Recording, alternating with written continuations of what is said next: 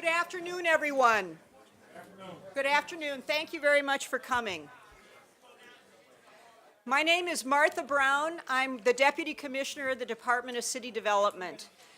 Given the large number of people in the room here, we're going to run through the information session as quickly as we can. The room is very full, obviously, and if the building inspector stops by, we are all in trouble. So I want to thank you all for coming. Obviously, this session has received quite a bit of publicity and elicited quite a bit of interest. We hope that the interest you have in buying and renovating foreclosed property in the city of Milwaukee is not only confined to this particular opportunity. This opportunity has to do with 100 properties. However, as of today, the city owns more than 1,300 properties, and we would be very happy to work with you on purchase and renovation of those properties.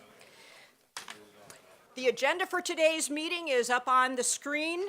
You all have received a copy of the request for proposal. You will also find it online, and we hope that some of you have looked at it online and have read it in advance of this meeting.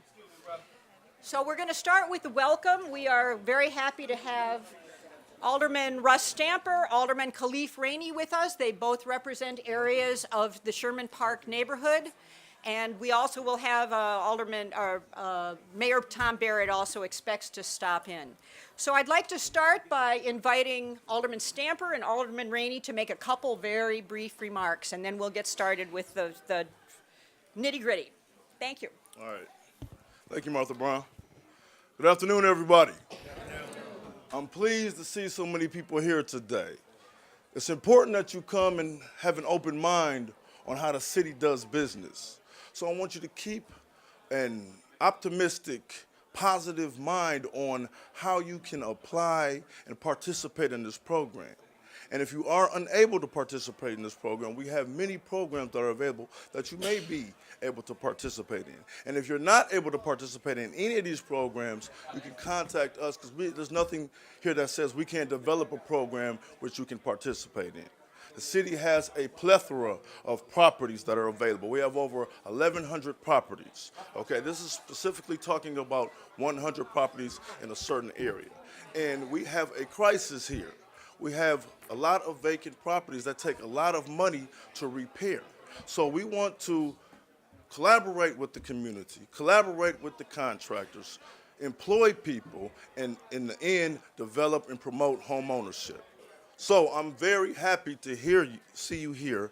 I will leave my information for questions or concerns, and I'm glad that the department. Okay. Well, that probably because that door is open. We're going to either have to close that door, and then some people are going to have to come to part two, or everybody's going to have to come in here. All right? So with that, please keep an open mind, listen to what the department has to say, and I'll leave my information so everybody can see it. And I represent the 15th Automatic District. My area is Locust to Valete, 8th Street to 51st. Thank you very much. Good afternoon, everyone. Good afternoon. I'm Khalif Rainey. I represent the 7th Automatic District. I'm excited to see you all here today. That demonstrates that there is excitement in the city of Milwaukee about Sherman Park. Now, we have 100 properties that are being discussed today for rehabilitation, and what that's going to do is make our neighborhoods, our community stronger. So I'm excited about the promise of that, and although some of you may not be able to participate in this particular endeavor, as Martha Brown said, there are 1,300 city-owned properties throughout the city of Milwaukee, and I'm willing to work with you however possible to make sure that you could participate in purchasing some of those properties. So make sure you reach out to me, not just today, but going forward. I appreciate the opportunity to serve you, and if you have any questions for me, feel free to reach out to me. All right, y'all take care. Mayor Barrett has arrived, and I'd like to introduce him for a few remarks also, and then we'll get started with the presentation. Well, good afternoon. Happy New Year to everybody. Thank you very much for being here this afternoon. You can tell by the number of people here and the number of people in the hallway, there is keen interest in putting people back to work, in getting people into homes, and into redeveloping the central city of Milwaukee. And that is something that I and the members of the Common Council, the Department of City Development, share that keen interest in, again, making sure that we're doing everything we can to revitalize this city.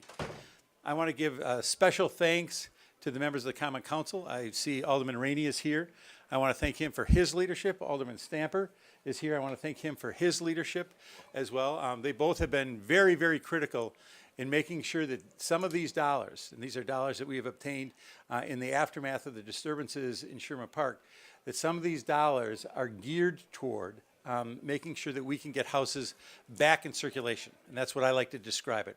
I want to get empty homes back into circulation. And for me, it's a four-way winner to get these homes that are owned by the city back into circulation. First and foremost, I want families to be living in these homes. No surprise there. Second, and this won't come as a surprise to any of you either, I want these properties to be paying property taxes so that we can make sure that this city has the services that they have. Third, if these properties are filled, it has a positive impact on adjacent property values. As everybody here knows, if you've got empty houses on a block, it has a tendency to drive down property values. If you have families and homes, it has a tendency to push those values up.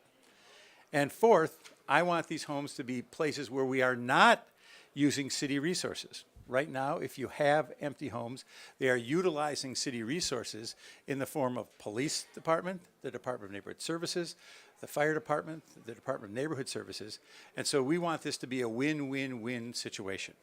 Now, the word of caution I have is that $10,000 per home is not necessarily going to bring every home back into circulation. And so one of the things that we want people to understand is that what we're going to be looking at is to make sure that the plan to invest the $10,000 is going to be realistic. And the Department of City Development is going to be the lead on this in working with people so that we can, again, make sure we're doing everything that we can to breathe life into these neighborhoods. I want to thank everybody who's been involved in this because it really has been a partnership. And you can see, again, with the council here, with the Department of City Development, with my office, we are trying to do what we can. We're absolutely. All right, I'll say the whole thing over again. Not. That's a message to the following speakers. The gist of this is, work with us. We have a lot of work to do, but we want to make this a success. And with that, I'm going to turn it back over to Martha Brown from the Department of City Development. Again, thank you for being here this afternoon. You just want to be treated like Gorman, Mr. Mayor.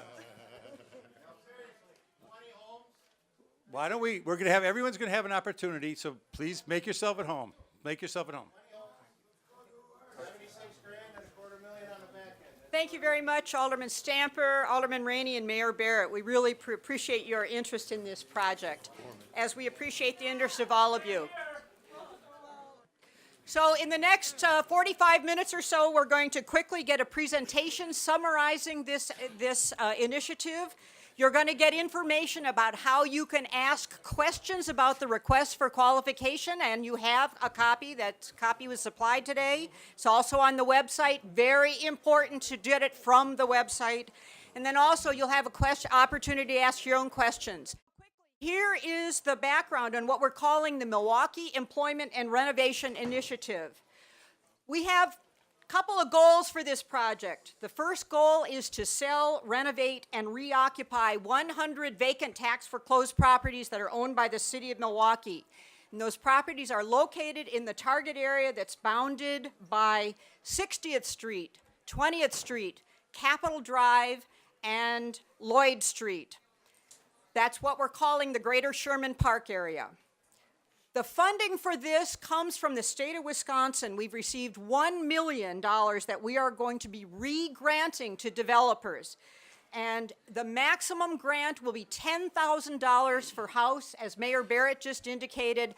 In all likelihood, that is not even close to what is going to be required to renovate this. So you are going to have to be finding financing for the projects if you apply for this. I do note that we have representatives from the LISC office here in Milwaukee. They may be a source of financing. We've talked to the Illinois Facilities Fund. They also may be a source of financing. But really, I need you to take this seriously. You are going to have to finance the vast majority of this work. I also want to mention that the state of Wisconsin provided this money with certain requirements attached to it. We have developed a program that is representative and responsive to those requirements. So you're going to see some deadlines here. Please think about all of this before you submit an application. Oh, I just learned that there's another possible financer here from Wintrust Mortgage, so you might want to make a note of that. We got money to give. Come and see me. Money to lend, I would say, not money to give. So here is the basic parameters for this grant. As I mentioned, we'll make a grant of up to $10,000 per property. No property will be above that, some will be beneath, if the rehabilitation expenses don't equal $10,000 or you're not able to meet all of the other requirements. The renovation expenses have to exceed $10,000 a house, and when I talk about renovation expenses, I'm talking about your wages you pay to your contractors, and that they pay to their workers. We're talking about your supplies, your materials. If you're developers, you know what we're talking about. This is a reimbursable grant. We don't get any money from the state now. We'll get money from the state as we turn in actual documentation of expenses. So the developers who respond to this RFP will not get any money from the city until the work is done. And you need to supply a certificate of code compliance issued by the Department of Neighborhood Services. And you also have to document certain information about employment of the people who do the renovation work. We'll get into detail on that in a minute.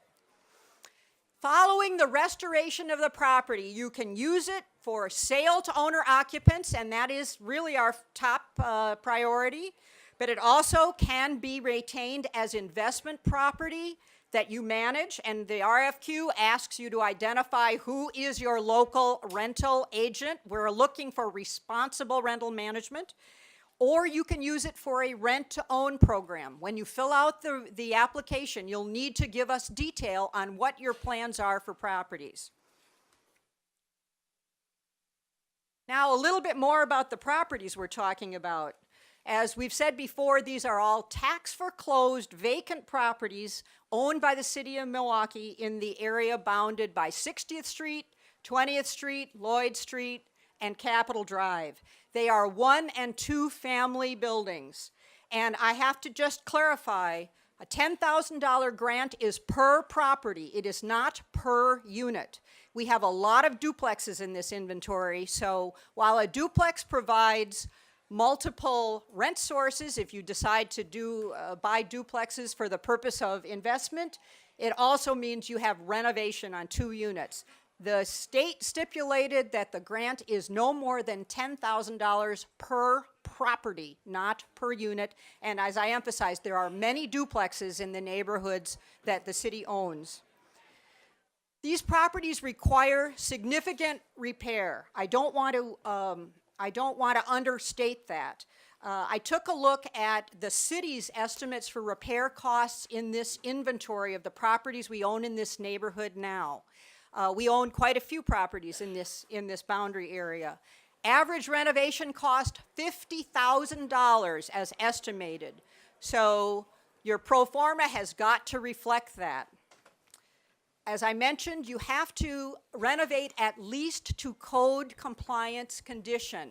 Now, the city has a building maintenance code. That is the code compliance standard that we're talking about. We will post that language from the city code of ordinances that specifies what code compliance is.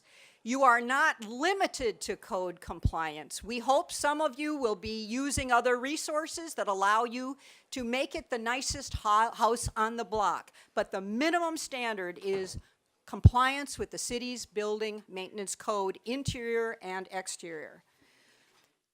We will accept applications from individuals and organizations who can buy and renovate 5 or more properties.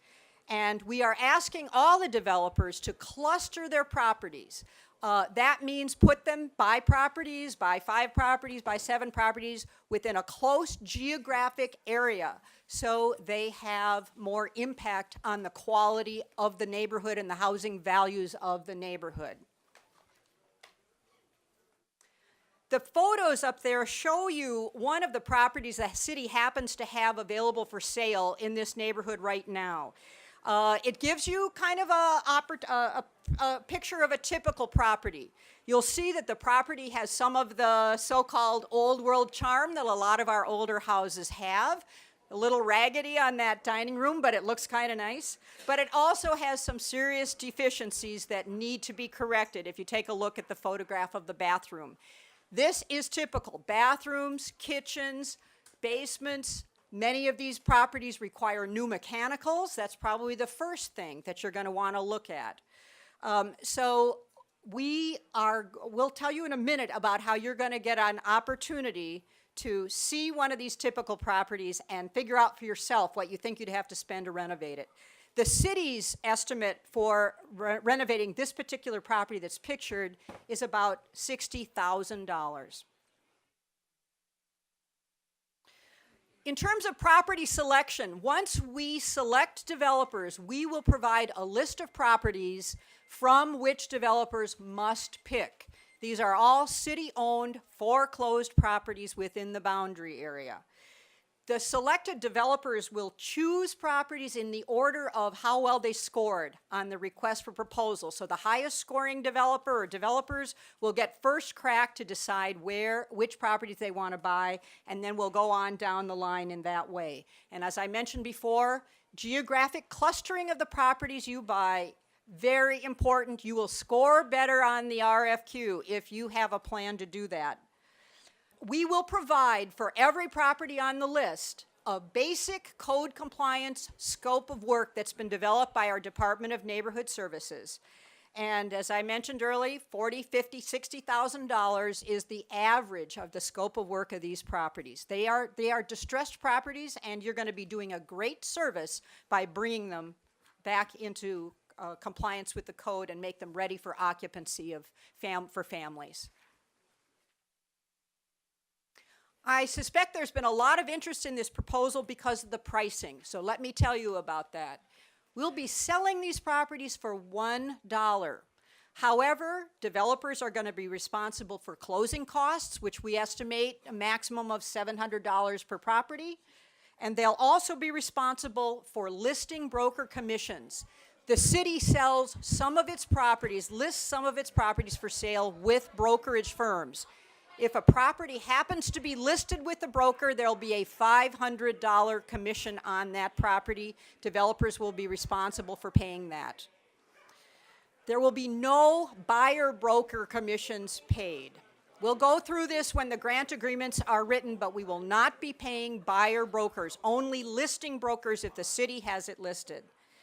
And before the sale is closed, before the grant agreement is closed, and before before we close the sale of property, the successful developers are going to show us, they're going to have to show us evidence of firm financing for the entire project. You're going to have to show us a commitment from the bank. You're going to have to show us equity investors, whatever it is, whatever combination of things you use to finance your work. But we are going to look at it and we're going to verify it. This is something we do for all buyers of city property. If you look in the RFQ, you're going to see something called Attachment A. It's up in pages 9 to 14 of the RFQ. This is what's in there. There's a map of the greater Sherman Park area. You'll see it.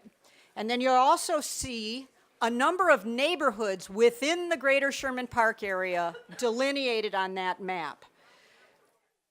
So when we talk about clustering, we are asking you, in which of these neighborhoods do you plan to buy the properties you say you want to buy?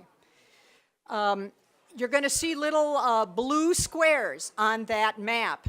Every one of those blue squares indicates a property that the city owns in that neighborhood today. I also need to make sure you understand that this is a list of properties we own today. We continue to market these properties. There's no guarantee that any one of these properties will be available at the time this grant is awarded. In fact, frankly, we hope that many of these properties have been purchased by others by the time this grant is awarded. But you may want to drive by some of them. You may want to drive by some of the blocks. These are very typical properties. Some of them will have a for sale sign from a broker. That means we have them with a listing broker. Some of them will just have a city sign indicating your next home, something like that. But, and some of them won't have any signage at all. But if you want to get a sense of the inventory, take a look at the addresses that are in that attachment A. We are requiring everyone applying for this to provide a scope of work for one sample property within the district. And that property is at 2458 North 26th Street. On Tuesday, January 17th, that property is going to be open for inspection. If you are interested in submitting, you need to send an appropriate member of your development team, probably your general contractor, to walk through that building and prepare a scope of renovation work for it. We need to have that. One of the things we can see how much interest there is in this particular project. We need to be able to get a good sense of your capacity to do what you say you're going to do. So we are going to be looking at, have you caught the major code problems in this building? Do you have a realistic idea of what it's going to cost to address those? We're not looking for exact answers here, but we want to see if what the work you plan to do is in the ballpark of reality. When you write the scope of work and you plan to do more than code compliance, maybe you want to put in new kitchen cabinets rather than just refinish the kitchen cabinets that are there. Indicate that on your scope of work. We need to get a sense of the degree of renovation your business model allows you to do. I would note that there will not be heat or power or electricity or water at the building. This is a vacant, foreclosed, boarded property. So wear your work shoes, bring a flashlight, be prepared to evaluate the property on the 17th, understanding the condition of a property you're going to be looking at. It's going to be very similar to the condition of all the properties that are on the list. Now let's talk quickly about the employment requirements of this project. For every property that you purchase, you need to provide at least 500 hours of work for an individual who is struggling to find employment. That person has to be a city resident and can either be someone who is referred to you by one of the construction training programs in Milwaukee, or it can be an individual referred by Compete Milwaukee, or it can be an individual certified for participation in the Residence Preference Program in the city of Milwaukee. You will find in your RFQ on page 15 a list of some of the agencies that may be able to provide you access to the workers that you need. You'll also find in there the website that will tell you more about the requirements for certification under the Residence Preference Program. You also will need to document before you're reimbursed anything that you have paid that individual at least the city's living wage. We estimate that's going to be about $11 per hour. We hope by the time of the grant awards we'll be able to specify that. For your planning purposes, at least $11 an hour for the worker or workers you designate to fill that 500-hour requirement. Now, with respect to how you respond to this RFQ, please read it from beginning to end.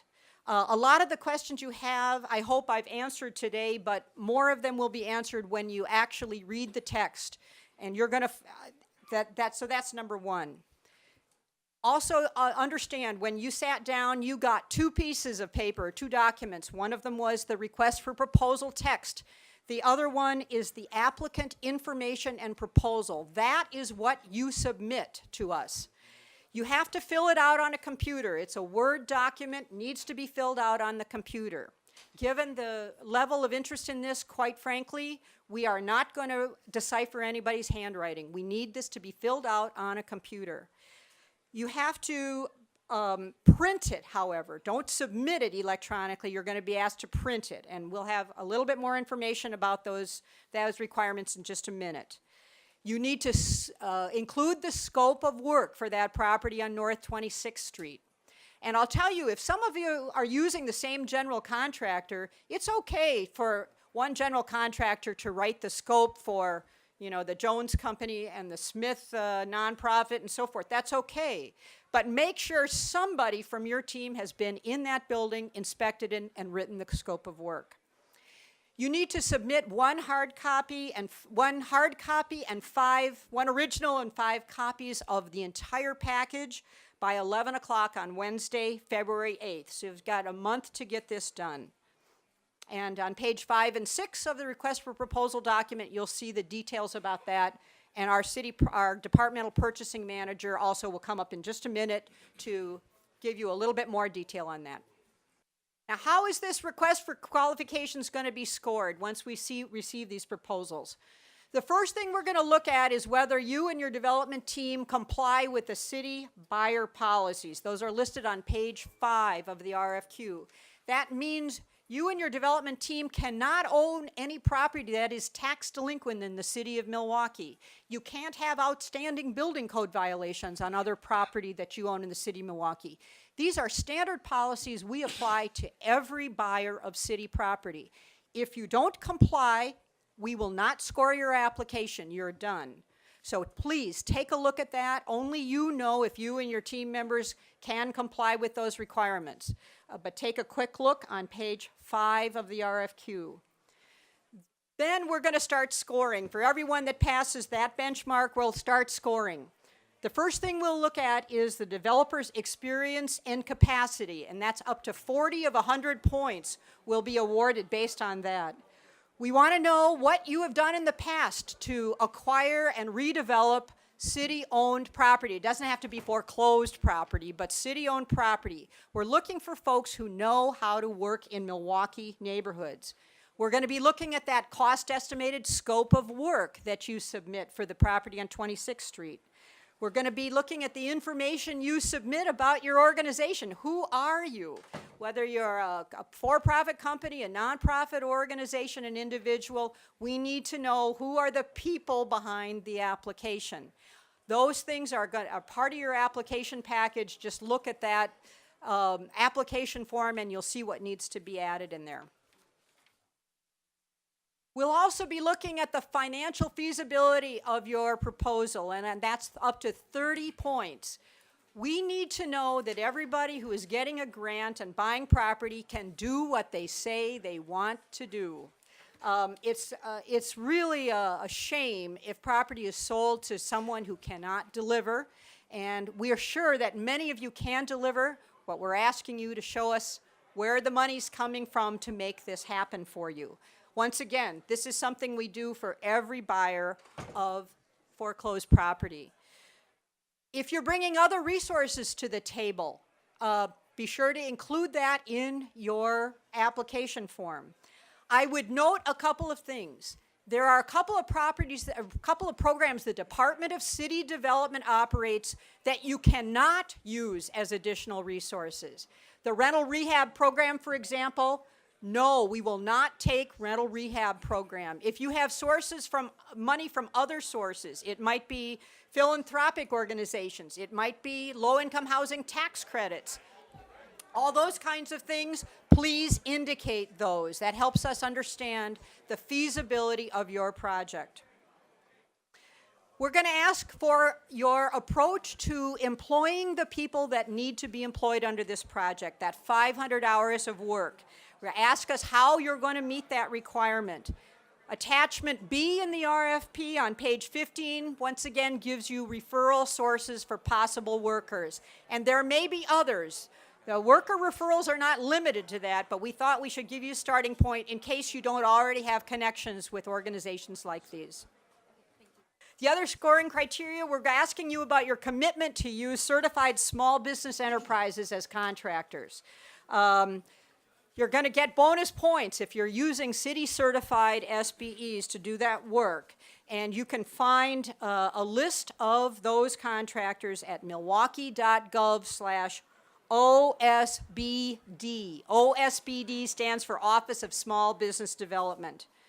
We're also going to score you on your clustering strategy, 0 to 10 points on your clustering strategy, which we've discussed before. Finally, some key deadlines for you. The deadlines that are very important here are listed. January 17th, the open house for property inspection. January 20th, the deadline for you sending in questions about the RFP, not the property, about the RFP itself. February 8th, proposals are due by 11 o'clock in the morning, and we're serious about that deadline, 11 a.m., February 8th.